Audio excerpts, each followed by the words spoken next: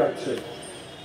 কারণ হিন্দুত্ববাদী ভারত বাংলাদেশের স্বাধীনতা কোনোদিন মেনে নিতে পারে নাই এবং তারা দেখতে পাচ্ছে যে মহান জুলাই বিপ্লবের মধ্য দিয়ে বাংলাদেশ আজ প্রকৃত স্বাধীনতা লাভ করেছে এবং হাসিনার ফ্যাসিবাদের পতনের সাথে সাথে ভারতীয় হেজেমনিরও বাংলাদেশের পরাজয় শুরু হয়েছে। এটা তাদের পক্ষে মেনে নেওয়া সম্ভব হচ্ছে না বলেই 5ই আগস্টের পর থেকে তারা নানা রকম ষড়যন্ত্র চালিয়ে যাচ্ছে এবং বর্তমানে যে ষড়যন্ত্র চালাচ্ছে সেটা আপনারা সবাই অবহিত আছেন যে তারা সংখ্যালঘু কার্ড খেলবার অপচেষ্টা করে যাচ্ছে।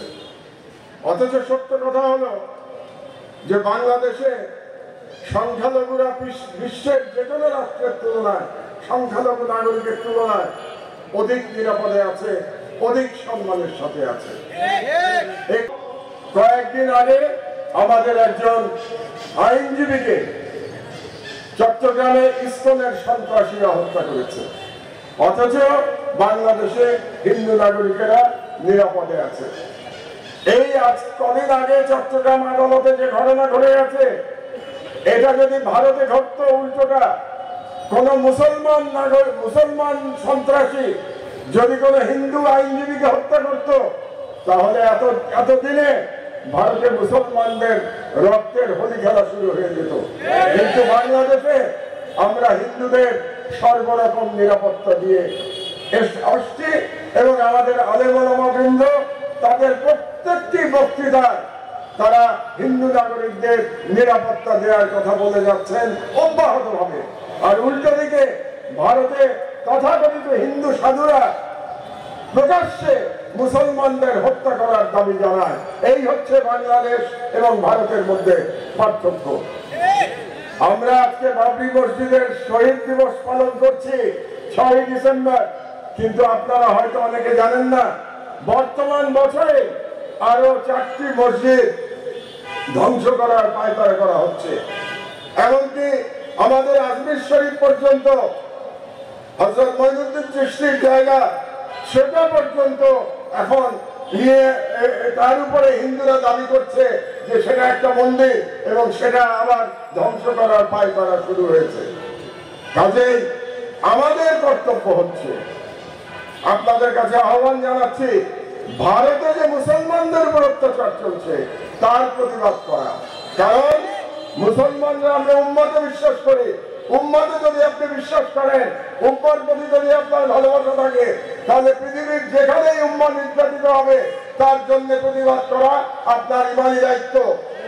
দুর্ভাগ্যজনক ভাবে আমরা সেই ইমানি দায়িত্ব পালন করতে ব্যর্থ হয়েছি বলে ভারত আজকে মাইনরিটি কার্ড খেলবার দুঃসাহস দেখিয়েছে।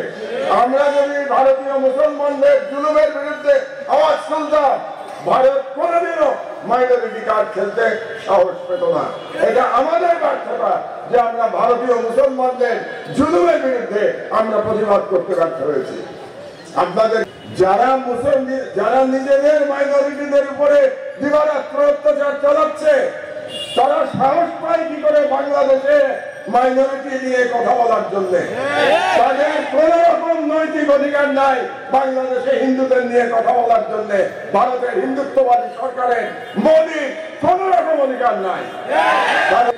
আমাদেরকে বলতে হবে ভারতকে খুব পরিষ্কার করে যে তোমরা ভারতের মুসলমানদের দিকে নজর দাও, বাংলাদেশের হিন্দুদের দিকে নজর দেওয়ার তোমাদের কোনো প্রয়োজন নাই।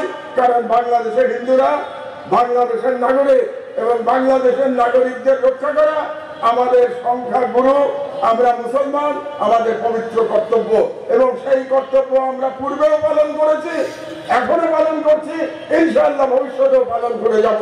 তার জন্য মোদির নসিহতের কোনো প্রয়োজন নাই।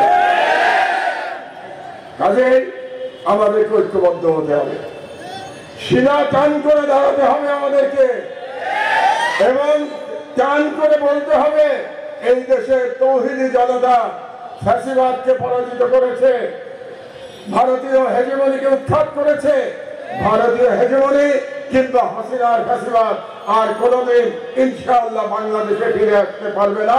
এই দেশের তৌহিদি জনতা ভারতীয় হেজমনি এবং হাসিনার ফ্যাসিবাদকে বাংলাদেশে প্রত্যাবর্তন করতে দেবে না ইনশাআল্লাহ।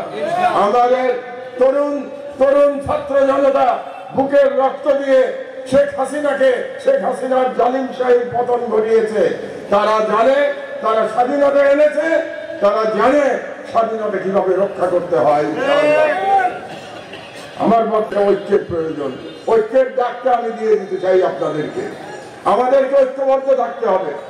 রাজনৈতিক ভাবে আমাদের মধ্যে নানা রকম বিভাজন থাকতে পারে, রাজনৈতিক আদর্শ বিভাজন থাকতে পারে, এমনকি ধর্মীয় ব্যাখ্যা নিয়েও বিভাজন থাকতে পারে, শরিয়ার ব্যাখ্যা নিয়ে বিভাজন থাকতে পারে, কিন্তু মুসলমানের স্বার্থ, বাংলাদেশের স্বার্থের ব্যাপারে আমাদের ঐক্যবদ্ধ থাকতে হবে ইনশাআল্লাহ। এবং আমরা যদি একতাবদ্ধ থাকতে পারি তাহলে কোনো ষড়যন্ত্র সফল হতে পারবে না। কিন্তু আমাদের ঐক্যে যদি ফাটল ধরে তাহলে সেই ফাটলের মধ্য দিয়ে আপনি আবার ফ্যাসিবাদ প্রত্যাবর্তনের চেষ্টা করবে। তাই সে ব্যাপারে আমাদেরকে সতর্ক থাকতে হবে। এবং আমি বলতে চাই, আজকে আবার বাংলাদেশ এক ধরনের বিপদের মধ্যে পড়েছে। কাজেই ঐতিহাসিকভাবে এই দেশের আলেম সমাজের উপরে দায়িত্ব এসেছে আবার বাংলাদেশের স্বাধীনতা এবং আমাদের ইমান